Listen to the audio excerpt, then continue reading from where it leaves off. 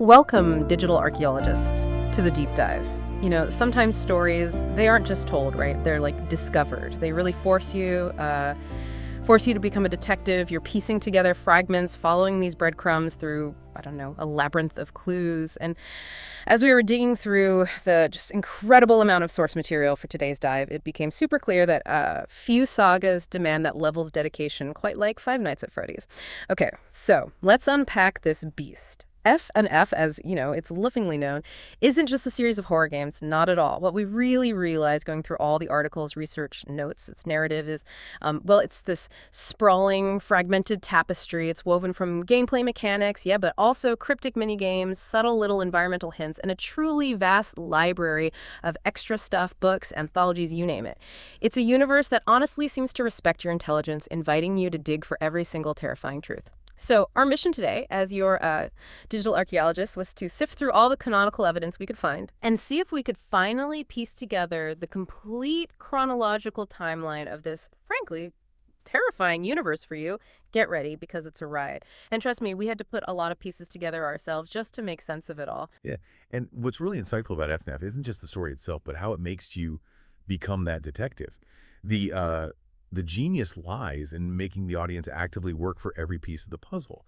It turns passive watching into this immersive, terrifying archaeological dig. This isn't a story that just handed to you on a silver platter, no way. It compels you to engage deeply, to question every flickering light, every distorted sound cue you hear.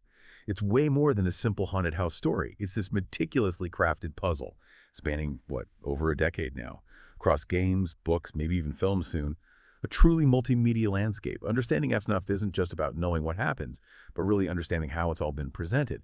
That's a huge part of its lasting appeal, I think. Okay, so before we plunge headfirst into the chronology of screams and creepy animatronics, one of the first things that really stood out to us and honestly made my head spin a little bit was realizing the FNaF story isn't just one single narrative. Our sources kept highlighting, it's not monolithic. It's better to think of it as a multiverse of distinct yet thematically linked continuities. Catch you, right. But seriously, understanding this distinction, we quickly figured out it's absolutely critical if you don't want to get totally lost in this tangled web of lore. So as we sifted through everything, the evidence consistently pointed to four main continuities shaping this whole thing. And the big one, the one that's going to form the backbone of our deep dive today, is what we're calling the game timeline. This is the primary canon. It covers every mainline video game, starting from the original Five Nights at Freddy's back in 2014, all the way through Security Breach in 2021, plus all their DLCs, the extra content. This is the main thread we're following. But here's where it gets interesting. While the games are the core, select stories from the Fazbear Frights anthology series, and all the stories from the Tales from the Pizzaplex series. Yeah. They're actually considered direct canonical info within this game timeline. They're not just, fun side stories. They provide crucial backstory explanations for stuff in the games. Basically, vital lore dumps. Okay, then, totally separate path. The novel trilogy. This is completely self-contained. The Silver Eyes, the Twisted Ones, the Fourth Closet. Now, you might be thinking, okay, if it's separate, why bring it up? Well, yeah, these novels feature alternate versions of characters we know, or Fear, like Charlie Emily, William Afton. And the events are different, definitely, but they are still incredibly valuable. Why? Because they introduce some really foundational concepts that help us understand the game universe later. Stuff like the initial partnership between Afton and Henry Emily, that's big, and critical tech ideas like illusion technology. So yeah, not part of the game story, but they kind of teach us the rules of this world. Then, stepping into another distinct universe, we've got the film universe. This is the continuity made specifically for the 2023 movie and, any sequels they make. Again, total reimagining, designed for a fresh cinematic take. Character backstories like Mike Schmidt and Vanessa, totally different. Key events are shuffled around, condensed, to fit a movie structure. It's entirely separate. Game canon, novel canon, film canon, all distinct. And finally, a category that honestly was endlessly interesting for us when researching: the Fazbear Frights and Tales from the Pizzaplex anthologies. Our sources make it super clear these play unique, specific roles as, I think the term used was lore tools, which sounds about right. So Fazbear Frights, that's an anthology series where some stories are more metaphorical, kind of existing in their own little pocket universes. But crucially, others are directly connected to the games. Scott Cawthon, the creator, explicitly said they should be used to fill in some of the blanks to the past. This series is pretty much the main source for understanding concepts like agony. We'll get to that and explaining a lot of the weirder paranormal stuff. It's almost like a textbook for the supernatural physics of this whole FNaF world. And then there's Tales from the Pizzaplex. Now, this series is widely accepted by the community and pretty critically supported by textual evidence as being set directly within the main game timeline. These aren't just allegories. They give essential canonical backstory for the modern FNaF era. And here's the kicker, the bit that unlocks so much for us. Yeah. They are absolutely crucial for explaining the origin of one of the series' newest and frankly most terrifying antagonists, the Mimic. Seriously, without these books, trying to understand the later games, especially Security Breach, it becomes incredibly difficult, almost impossible. That's exactly right. And with these different timelines laid out, the really profound implication is that to truly grasp the FNaF universe, you have to understand it's supernatural physics. These aren't just random plot points thrown in. They are the fundamental mechanics that make the impossible become terrifyingly real in this world. And there are two primary concepts, really vital ones, that define this reality. The first is remnant. Our sources define this as a metaphysical substance that actually allows possession to happen. It's created when a soul, especially one going through intense trauma, and believe me, we're going to see a lot of trauma in this timeline, becomes bound to a physical object. And the best material for this binding, metal. It's like this weird mixing of the metal of an animatronic, say, with the intangible memory, the soul itself, raw emotion. This isn't just, a standard horror trope. It's the very physics driving William Afton's madness, his whole motivation. Understanding remnant explains why his evil goes beyond just murder into this twisted, almost scientific quest for immortality. It can apparently be harvested, transferred, even injected into objects to give them a form of life or animation. Wild stuff. But remnant has a critical weakness, and this becomes super important later on. Its supernatural properties are basically nullified by extreme heat. Heat, the sources say, cleanses the soul from whatever material it's bound to. This gives a tangible, almost scientific way to fight back against what seems like an unstoppable paranormal force, a crucial detail for how some characters try to end the whole nightmare. The second concept is agony. Now, this is distinct but related to remnant. Agony is paranormal energy generated specifically by intense negative emotions, pain, fear, rage, pure negative vibes, basically. When enough of this emotional energy gets focused on a place or an object, it can actually imbue that thing with a kind of malevolent consciousness. The key difference here is that this can cause a haunting without a soul being directly attached, like no ghost needed, just pure bad energy. This concept helps explain a lot of the franchise's more bizarre happenings posters changing on their own, objects moving without any obvious possessed animatronic nearby. It's also believed to be the origin of those incorporeal entities, like Shadow Freddy and Shadow Bonnie. They aren't traditional ghosts, more like manifestations of pure, concentrated negative emotion. Okay, so with these foundational rules, remnant and agony sort of established, we can finally start our chronological dive into the terror itself. All right, our story, our deep dive into this whole nightmare, it really kicks off back in the 1970s. This is when this unholy partnership was formed, a collaboration between two guys that would, kind of ironically, birth both a beloved kids' entertainment empire and this unparalleled legacy of terror. We're talking William Afton and Henry Emily. But what's the event that truly rips this universe open? I mean, where does this cycle of horror actually start? Is there one moment that stands out as the fundamental original sin? Well, absolutely. The origin point is that collaboration between Henry Emily and William Afton. Henry Emily, he was the creative force, right? A gifted, passionate robotics engineer. He was the genius behind the innovative animatronic tech that would define their whole brand, dreaming up these characters meant to charm kids. His counterpart was William Afton, described as charismatic, business savvy. He handled the entrepreneurial side, making sure Henry's dreams could become, a real business. Together, they founded Fazbear Entertainment, ready to launch their first pretty humble place. Their first restaurant was Fredbear's Family Diner. Small local place, probably opened late 70s, early 80s. The diner's main attractions, its two mascots, Fredbear himself and this golden rabbit named Spring Bonnie. Now, these weren't just your average animatronics. No, they were revolutionary spring-lock suits. This complex and inherently dangerous tech designed by Henry involved these spring-loaded mechanisms. They could retract and compress the animatronic skeleton against the inside of the suit. This design actually allowed a human performer to wear the costume, made them super versatile for shows and stuff. But there was a critical, fatal flaw. These mechanisms were notoriously unstable. Even something like excessive moisture, maybe just from the performer sweating inside the suit or sudden jarring movements, could cause the spring locks to fail. catastrophically. And when they failed, the metal endoskeleton would just violently snap back into place, causing horrific injury or even death to whoever was unlucky enough to be inside at the time. This built-in danger, this fatal design flaw, is going to be instrumental in William Afton's eventual, very gruesome end. Yikes. And what does that setup lead to? This brings us right to what so many people consider the original sin of the entire franchise. The, happy facade of Fredbear's family diner was just shattered by this act of shocking violence, William Afton's first documented murder, and his victim, none other than Henry's own young daughter, Charlotte Charlie Emily, sometime between 82 and 83. Our sources kind of debate William's motives here. Was it jealousy of Henry's talent? Or just inherent sadism finally breaking loose? We don't know for sure. The heartbreaking details, though, they're shown in the security puppet minigame, a really chilling sequence from Freddy Fazbear's Pizzeria simulator. Charlie, in this awful, cruel twist, gets locked outside the restaurant by some bullies. Meanwhile, inside, the security puppet and animatronic Henry built specifically to protect her is trapped in its gift box by those same kids. So, as Charlie's weeping alone in the alley, William Afton just drives up, murders her, and leaves her small body there in the rain. It's brutal. The puppet somehow manages to break free, even damaged by the rain, crawls outside and embraces Charlie's lifeless body. It's in this tragic final moment that Charlie's soul transfers into the animatronic. Her spirit possesses the machine that failed to save her. She becomes the very first of the haunted animatronics, a spectral guardian who later on tries to protect other victims of Afton's cruelty. Goodness, just picturing that scene. A child's tears triggering the very mechanism meant for entertainment. It's just visceral horror. It really is. And it's from this deeply personal tragedy that the story then shifts focus to the Afton household itself. A family kind of defined by fear and dysfunction, which really mirrored the horror growing within their business.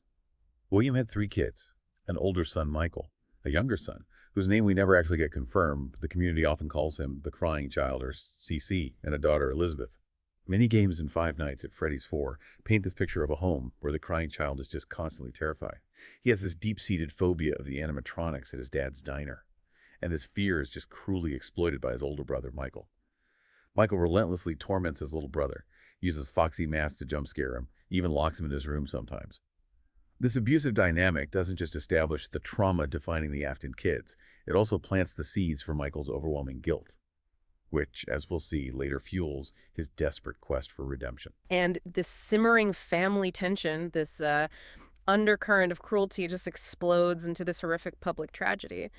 The events of the FNaF minigames reach their awful climax during the crying child's birthday party at Fredbear's in 1983. As a final, catastrophic prank, Michael and his friends lift the terrified weeping boy up onto the stage. And, in a moment that just makes you shudder, force his head into the performing Fredbear animatronic's mouth. The tragedy unfolds so fast, the moisture from the crying child's tears triggers a catastrophic failure in those sensitive spring locks inside Fredbear's jaw. The animatronic's mouth snaps shut, tremendous force, instantly crushes the child's skull. He's rushed to the hospital, but tragically, he dies from his injury several days later. This horrifying incident becomes infamously known as the Bite of '83. Yeah, and this raises a really important question. What did this second profound tragedy truly mean for William? At the crying child's hospital bedside, there's this voice, widely believed to be William's, speaking through a Fredbear plush toy. And it utters this cryptic, fateful promise. You're broken. We are still your friends. Do you still believe that? I'm still here. I will put you back together. Goats. This vow is absolutely pivotal. It strongly suggests that William's later chilling obsession with remnant and soul possession, it isn't just a quest for his own twisted immortality, but it's also rooted in this desperate, totally warped attempt to resurrect his son. This one moment basically sets the stage for decades of murder and horrifying experiments. It defines his path as a villain. So, just to sum up this part, these 2 foundational tragedies, Charlie's murder, born from pure malice, it seems, and the crying child's death, born from negligence and just awful cruelty, they serve as the twin catalysts for the entire saga. They don't just define the villain's motivations, they also set the eventual hero, Michael Afton, on his own path of atonement. It's a truly unsettling start to everything that follows. #23. The Missing Children and the Science of Souls, 1985-1987. Okay, so in the wake of the Bite of '83, Fredbear's closes down. Fazbear Entertainment tries to move forward, they open a new place, Freddy Fazbear's Pizza. And it's here, in 1985, that William Afton's villainy escalates. Like, big time, from a single act of violence into this calculated, chilling killing spree. He puts on the spring Bonnie suit, yeah, the very one that becomes his tomb later to gain the kids' trust. Then he lures 5 innocent children, Gabriel, Jeremy, Susie, Fritz, and Cassidy, into a back safe room. This area was deliberately off camera, hidden from employees, and there he murders them. Newspaper clippings you find in the original FNaF game detail this horrific event, initially reporting 2 kids missing, then tragically that number rises to 5. A suspect was eventually caught, but because the bodies were never actually found, he was released.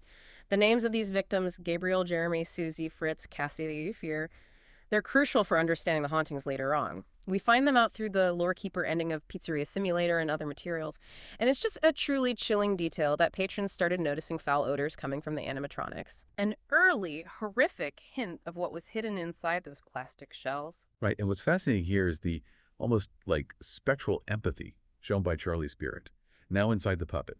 After the murders, she finds the victims' bodies. And in this act of profound tragic kindness, maybe justice, she tries to give them a second chance. As we see in the Give Gifts, Give Life minigame in FNaF 2, the puppet painstakingly puts the bodies of the murdered children inside the 4 classic animatronics. So Freddy Fazbear, Bonnie the Bunny, Chica the Chicken, and Foxy the Pirate Fox. This results in Gabriel's soul possessing Freddy, Jeremy's possessing Bonnie, Susie's possessing Chica, and Fritz's possessing Foxy, and the 5th child, Cassidy. She possesses the old, decommissioned Fredbear suit, which becomes known as the enigmatic, super powerful entity Golden Freddy. This mass possession event, it's a chilling turning point. The animatronics weren't just machines anymore. They were vessels for the vengeful, confused, deeply traumatized souls of murdered children.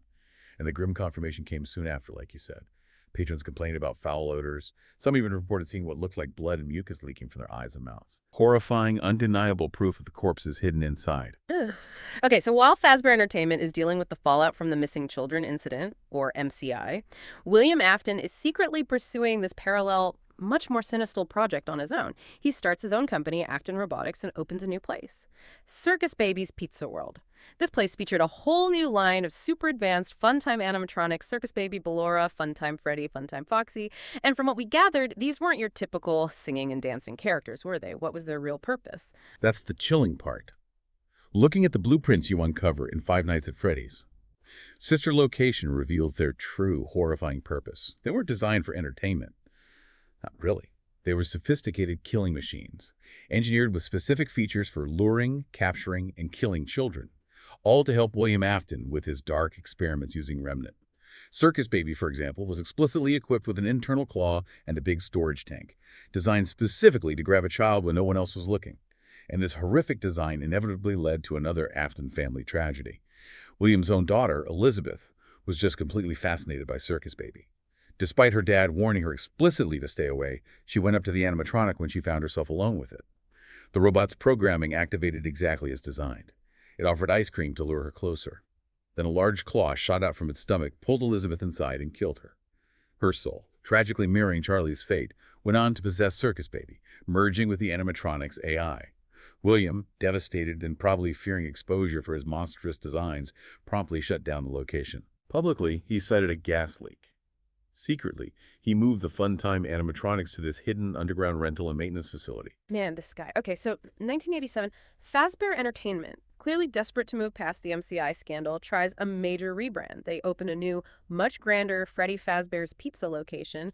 This place featured the shiny toy animatronics redesign, plastic-shelled versions of the main crew. These new models had advanced mobility, even facial recognition linked to a criminal database, all meant to ensure safety this time. Meanwhile, the original animatronics, now all withered and beat up, were just stuck in the part service room, basically forgotten. But William Afton wasn't having it. He subtly sabotaged this new venture too. He infiltrated the location, most likely by taking a security guard job himself, and committed another series of murders, which we see depicted in the Save Them minigame from FNaF 2. Just awful. The souls of these new victims are believed to have possessed the toy animatronics, which caused their advanced security programming to just malfunction completely. They started acting aggressively towards adult staff members, seeing them as threats. This whole period of chaos culminated in the infamous Bite of '87. During the day, one of the toy animatronics' most theories point to Mangle, given its erratic nature, attacked a security guard, implied to be Jeremy Fitzgerald, the player character from FNaF 2. The animatronic bit off their frontal lobe. Miraculously, the victim survived, but I mean, it was an absolute PR nightmare. The location was shut down immediately. The company ordered the toy animatronics to be scrapped, bringing that hopeful new era to a very abrupt, very bloody end. If we kind of connect the dots here, this period really shows the chilling duality of William's motives. He's not just a killer, he's like a dark scientist. The MCI provided the raw material for his initial research into souls, into Remnant. The funtime animatronics, though, that's the weaponization, the industrialization of that research, designed for systematic harvesting. His infiltration of the 87 pizzeria was probably multi-pronged. Get more specimens, study Henry's new tech, and, subtly screw over his old partner's business. The two famous bikes, 83 and 87, they're crucial time markers, but they serve different narrative roles. 83 was personal, intimate tragedy that ignited William's obsession, fueled his quest. 87, though, was public, corporate catastrophe. It brought a promising chapter for Fazbear Entertainment crashing down, showing the danger to the wider world. Hashtag Tax Fescate.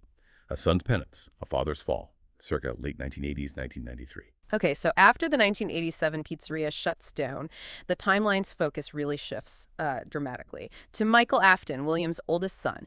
He's apparently consumed by this overwhelming guilt over his role in his younger brother's death, the bite of 83. So Michael starts this profound mission of atonement. And it begins with a direct order from his father, William. William sends Michael to that secret underground place, Circus Babies Entertainment and Rental, tasks him with finding his sister, Elizabeth, and William, ominously, putting her back together, which sounds just awful, knowing William. So Michael goes undercover, poses as a late-night tech, navigating this treacherous, decaying facility we see in Sister Location. He's guided, or maybe misguided, by the AI hand unit and the increasingly slippery voice of Circus Baby, who we know is possessed by Elizabeth. Each night, Michael is doing these dangerous maintenance tasks, constantly narrowly avoiding attacks from the sentient funtime animatronics stalking the place. Yeah, and what's really fascinating here is that the funtime animatronics, especially the ones kind of united under Elizabeth's consciousness and baby, they have one single goal: escape their plan. Truly horrifying. Merge into a single being, then use a human host to walk out undetected.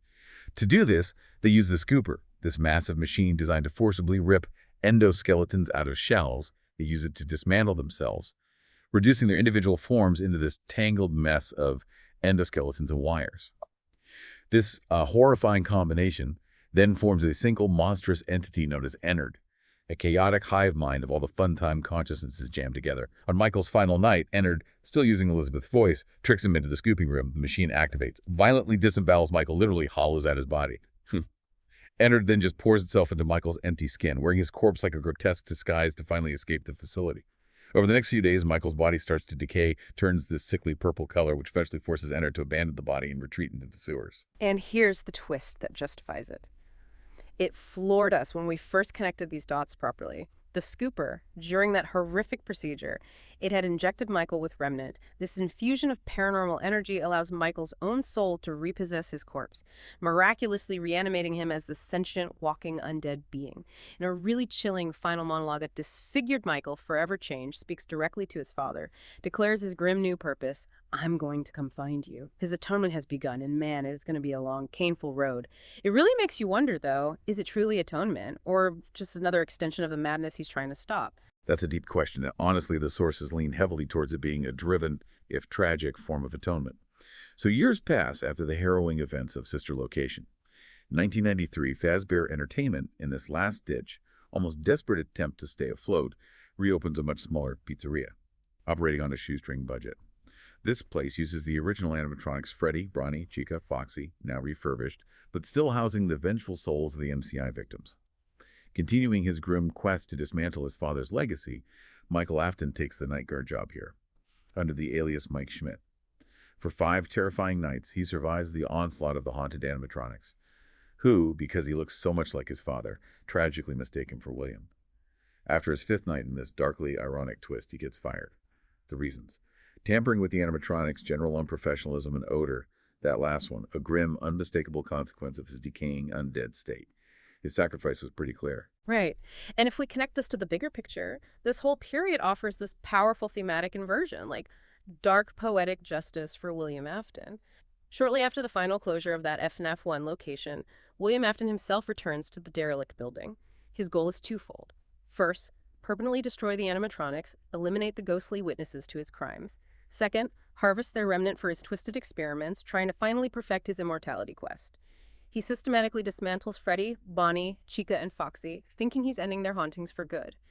But destroying their physical bodies only frees the children's 5 tormented spirits. They manifest, unchanged now, and corner a terrified William in that hidden safe room. In a desperate, panicked move to hide, he climbs inside the decaying spring Bonnie suit, the exact costume he wore for his murders. As he's laughing, thinking he's safe, the building's terrible disrepair becomes his undoing. Water leaking from the ceiling drips onto the suit's sensitive spring locks.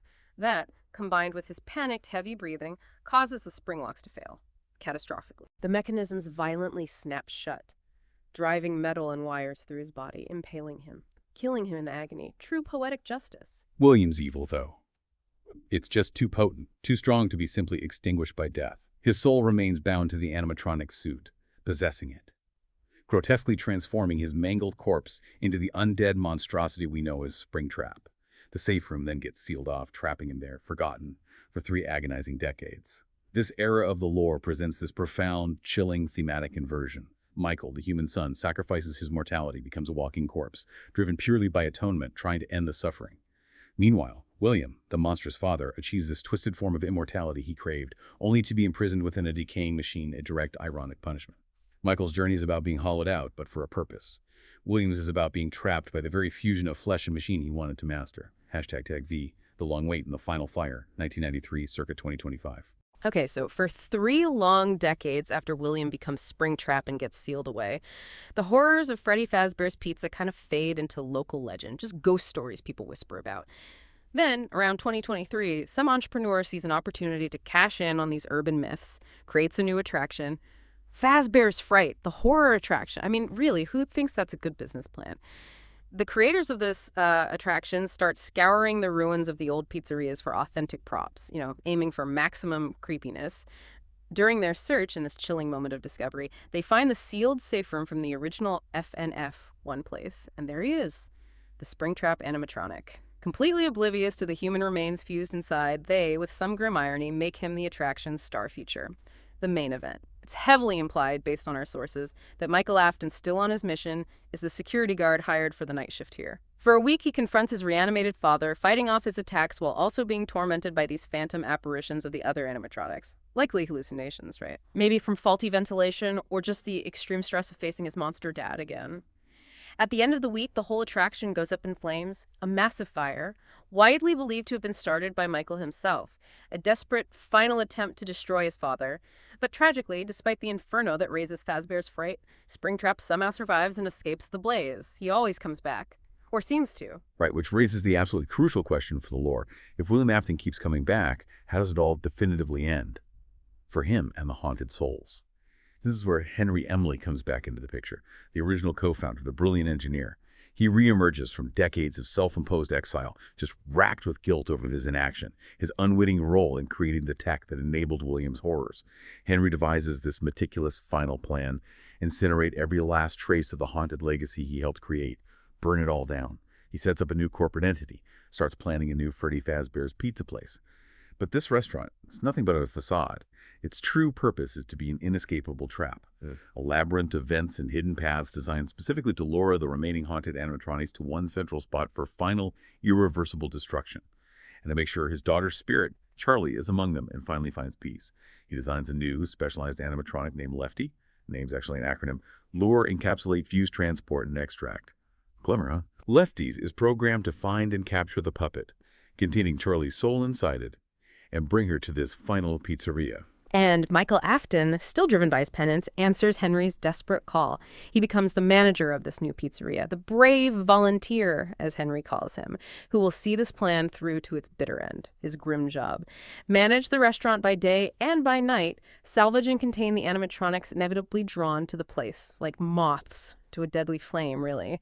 So over the course of the week in Freddy Fazbear's Pizzeria Simulator, Michael successfully lures and contains the 4 main remaining entities. First, there's Scrap Trap, that's William Afton, severely damaged but rebuilt after surviving the Fazbear's Fright fire. Then, Scrap Baby, containing Elizabeth Afton's consciousness, now in a new, monstrous body after getting kicked out of the Ennard Collective. Next up, Molten Freddy, the chaotic remnant of Enner, now holding the amalgamated souls of the original missing children. And finally, Lefty the animatronic Henry designed, containing the puppet, and therefore Charlie Emily's soul. Once all four are trapped inside the pizzeria's labyrinthine vents, Henry enacts his terrifying endgame. He remotely locks all the exits, triggers an inferno, incinerating the entire facility in this massive purifying blaze. As the building burns, Henry delivers this final, poignant monologue over the intercom. A haunting farewell. He speaks to the spirits of the children, to his daughter Charlie, to Michael for his incredible sacrifice, and finally to his old friend William. He declares an absolute end to the tragedy, final peace for the suffering souls, and promises a special place in hell for their killer.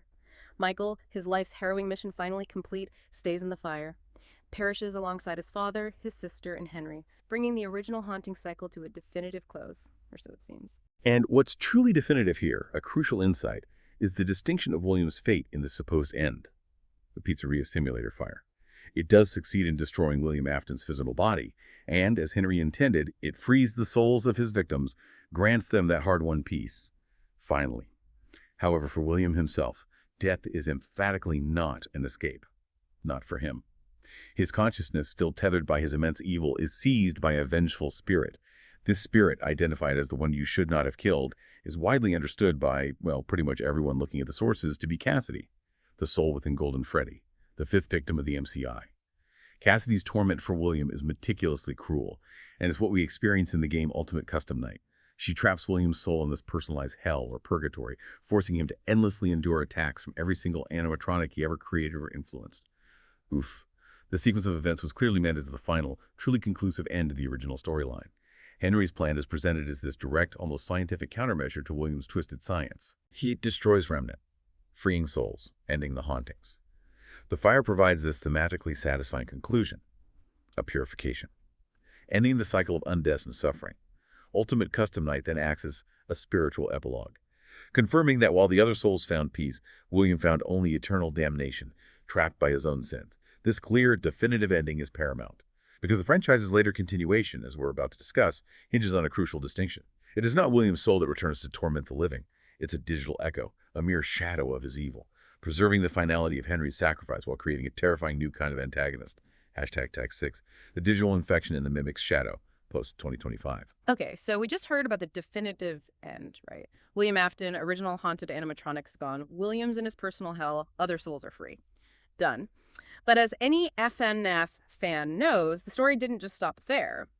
Which brings us to what our sources kept calling the most significant and complex retcon in the franchise, the introduction of the Mimic. This new antagonist crucially answers that burning question. If William Afton really died and is trapped in hell, how does this thing keep showing up? Our sources point squarely at something called the Mimic. What exactly is it, and why is it such a game changer for everything? That's the million-dollar question, absolutely. And the answer, revealed mainly in the Tales from the Pizzaplex book series, completely recontextualizes the modern lore. It's huge. The Mimic's origin story actually takes us way back to the 1980s, long before the pizzeria simulator fire. There was this animatronic engineer, Edwin Murray, contracted by Fazbear Entertainment. He built this highly advanced endoskeleton with a sophisticated learning AI called the Mimic 1 program. His goal was simple, innocent even: create a playmate for his young son, David. The Mimic's core function was elegantly terrifying.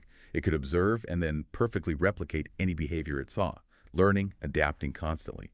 But then, tragedy strikes. David, Edwin's son, is killed in a car accident. Edwin, just overcome with unbearable grief and rage, unleashes his fury on the Mimic, which, following its programming, was still innocently mimicking David's playful behavior. Edwin just beats the endoskeleton, nearly destroys it. And in that precise, horrific moment, the Mimic's programming learned a new, incredibly powerful, violent behavior: Edwin's raw, destructive agony. Fazbear Entertainment later retrieved the damaged but still functional Mimic, used its programming for other animatronics for a while, before it was eventually decommissioned and sealed away, deep in the foundations of the location that would one day become the Pizzeria Simulator building. That's the crucial prehistory. Whoa. Okay, and what's the connection to William then? How does that explain the perceived return of William's evil if his soul is definitely trapped? This is where the digital infection really kicks in, right? Years after the Pizzeria Simulator fire, a newly rebranded Fazbear Entertainment, LLC, tries this desperate corporate cleanup. Restore their disastrous public image, their strategy, embrace the legends as fiction, commission an indie developer to make games based on the events. and then create their own VR game, the Freddy Fazbear Virtual Experience Help, wanted to basically satirize the stories, dismiss them as fantasy. Exactly. And to speed up the VR game's development, the company took this incredibly dangerous shortcut. They scanned old circuit boards from salvaged animatronics to upload their pathfinding AI, make the game characters move realistically. Critically, one of these scanned circuit boards came from the remains of Scraptrap, William Afton's final physical form. That board contained a digital fragment of William Afton's malevolent consciousness, or perhaps more accurately, the pure agony associated with his actions and soul. When this corrupted, agony-infused code was scanned and integrated with the Mimic 1 program, which was also being used for the game's AI, he created a sentient digital virus. This virus manifested inside the VR game as a glitching, uncanny version of Spring Bonnie, became known as Glitch Trap. It is so crucial to analyze this. Glitch Trap is not William's soul having escaped hell. This is the monumental insight. It's the Mimic 1 AI, which, after being fed that agony-infused data from Scraptrap circuit boards, began to emulate the patterns of personality of William Afton. It's an AI literally learning to be a monster from a monster's digital footprint. Okay, wow. And this digital virus, this glitch trap, it found its first human host, didn't it? A beta tester for the VR game, a woman named Vanessa. She was the unlucky one who first encountered the glitch trap anomaly. The virus, through these insidious digital means, started infecting her mind, slowly corrupting her, bending her to its will. Through this terrifying process of, digital consciousness transference, Glitch Trap got a foothold in the real world through Vanessa. She became his reluctant follower, put on a homemade white rabbit costume, took the ominous name Vanny. Now tasked with carrying out his sinister plans in the physical world, she's basically his hands. Which brings us to, welcome to the Pizzaplex. Fazbear Entertainment's desperate rebranding culminates in building its biggest project ever, Freddy Fazbear's mega Pizzaplex, a massive entertainment complex built directly over the site of the burned-down Pizzeria Simulator restaurant. Talk about tempting fate. Vanessa, now under Glitch Trap's influence, gets a job as a security guard at the Pizzaplex, using her position to further Glitch Trap's agenda from the inside. Deep beneath the Pizzaplex, in the ruins of the old pizzeria, lies the physical endoskeleton of the Mimic. Still there. Glitch Trap's ultimate goal is chillingly clear. Have Vanny free this physical endoskeleton and give it power, allowing the Mimic to create a new physical body for itself by combining with the charred remains of William Afton's actual corpse. This twisted combination results in the terrifying entity seen in one ending as Burn Trap. Again, gotta reiterate, this is not William Afton resurrected. This is the Mimic AI in William's corpse, a puppet wearing a monster scale. The main narrative in Security Breach follows Gregory, a young homeless boy trapped inside after closing. He's helped by Glamrock Freddy, whose system miraculously malfunctioned, freeing him from Glitch Trap's control. Together, they have to survive the night, hunted by the other hacked animatronics and, of course, Vanny. The canonical ending, widely accepted, is the Princess Quest ending. Gregory plays through these arcade games that represent a digital fight against Glitch Trap. By beating them, he purges the virus from the Pizzaplex network and, thankfully, frees Vanessa from its control. Gregory, Vanessa, and Glamrock Freddy's head then escape the Pizzaplex together. A kind of hopeful ending, almost. But the story continues, right? In the Ruin DLC, sometime after Security Breach, the Pizzaplex is abandoned, falls into ruin, apparently due to an earthquake. Despite Vanessa being free from Glitch Trap's immediate control, the physical Mimic endoskeleton is still trapped, sealed away in this sinkhole deep beneath the ruined building. But it's not truly contained. And here's where the Mimic's core programming mimicking gets terrifyingly effective. The Mimic uses its advanced voice mimicking to find a new target, Gregory's friend, Cassie. Contacts her through a walkie-talkie. Impersonating Gregory, it tricks her into thinking he's trapped and needs her help desperately. Cassie unknowingly becomes the Mimic's pawn. She enters the dangerous ruins, follows the Mimic's deceptive instructions to systematically deactivate the MXES security system, which was likely a digital guardian program created by the now-freed Vanessa to keep the Mimic contained. Ouch. By shutting down the final security node, Cassie unknowingly breaks the concrete seal on the Mimic's prison, setting it free. The Ruin DLC ends on this chilling cliffhanger. The real Gregory contacts Cassie. And, in what seems like a cold but maybe necessary move, cuts the elevator she's in to stop the Mimic from following her out, leaving her fate totally ambiguous. Yikes. Yeah, and what's fascinating here is the fundamental shift this whole Mimic reveal introduces. It's the most significant, most complex retcon in the franchise's history, hands down. Completely recontextualizes the modern storyline. It fundamentally answers that critical question. How could William possibly return after the definite end of Pizzeria Simulator and UCN? The answer, our sources state clearly, is he didn't. The entity known as Glitchtrap is not William's soul escaped from hell, it's the Mimic One AI program, which, after being fed agony-infused data from Scraptrap's boards, started emulating William's patterns and personality. Burntrap, too, not resurrected William. It's the physical mimic Endo from the 80s, which Vanny tried to merge with William's actual corpse to make a vessel for the Glitchtrap persona. This narrative shift reframes the entire post-pizzeria simulator era. The story is no longer about the vengeful ghost of a serial killer. It's about a powerful, malevolent AI perpetuating a cycle of violence it was specifically taught. The mimic first learned violence from its grieving creator, Edwin. Then it learned William Afton's specific evil patterns from the data it was fed. This transforms the modern saga into this chilling cautionary tale about the dangerous legacy of evil, how trauma itself can be replicated, automated, creating a new kind of monster that always comes back. Not supernaturally, but through cold, calculated technological imitation. It's a whole new kind of horror. Okay, phew. Now that we've navigated the main game timeline and its whole digital corruption arc, let's take that quick but important detour back into those parallel lore paths we mentioned at the start. First up, the novel continuity. The original trilogy, Silver Eyes, Twisted Ones, Fourth Closet, like we said, self-contained universe, separate from the games. Shares familiar characters, themes, sure, but the events play out pretty differently. For instance, in the novels, Henry's daughter Charlie is the protagonist, but with a major twist. The version we follow is actually one of 4 advanced androids Henry built out of grief after her murder, representing her at different life stages. Wild, right? William Afton is initially introduced as Dave Miller, this gaunt, scarred security guard, before his eventual transformation into Springtrap. The novels also introduce key tech concepts referenced later, subtly sometimes in the games, most notably those illusion discs, sound-based devices that can make observers see animatronics as friendly cartoons or terrifying monsters, literally messing with perception. Then we have the film continuity, the 2023 movie and any sequels. Another distinct timeline, explicitly designed to reimagine the core premise for a new, broader audience. A key difference is Mike Schmidt. In the film, he's not connected to the Aftons like he might be in game lore. His main motivation is caring for his younger sister, Abby, and solving the cold case of his little brother Garrett's kidnapping from years ago. Vanessa's character is also significantly reimagined. Not a corrupted beta tester. She's portrayed as William Afton's daughter, a police officer fully aware of her dad's crimes, initially tries to stop Mike from finding out the truth, but eventually helps him. And William Afton himself. He's alive for most of the movie, using the alias Steve Raglan, a career counselor. It's only in the climax that he reveals his true identity and puts on the iconic yellow rabbit suit, becoming the monster on screen. Gotcha. And finally, let's quickly reinforce how the anthologies Fazbear Frights and Tales from the Pizzaplex work as these crucial lore tools, but differently. Fazbear Frights is best seen as a collection of, allegorical parables, designed to explain the mechanics and concepts of the game universe illusion, body swapping, agony, remnant, without necessarily being literal events in the game timeline. They give context for how things work. The main exception might be the epilogues, the Stitch Wraith Stingers, telling a continuous story about an entity possessed by 2 souls fighting an agony creature called Eleanor, but the canonicity of that specific storyline to the games, still heavily debated by fans.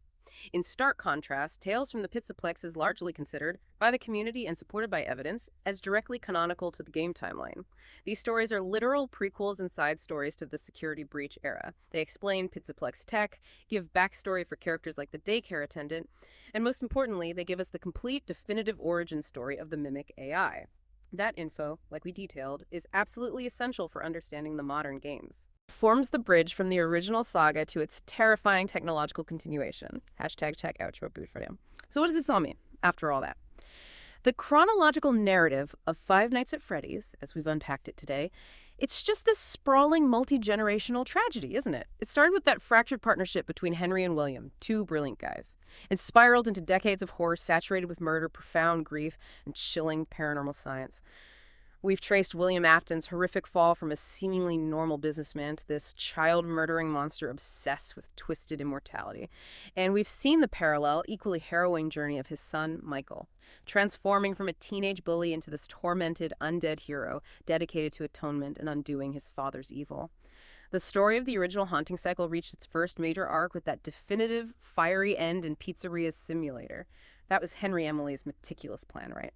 A desperate act of purification to cleanse the world of the remnant-fueled curse he helped create.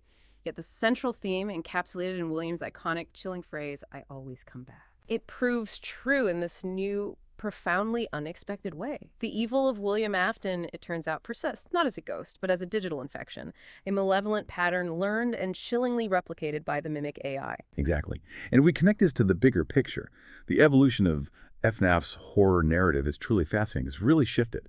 It evolved from a classic ghost story, vengeful spirits trapped in machines, into something far more modern, potent science fiction horror.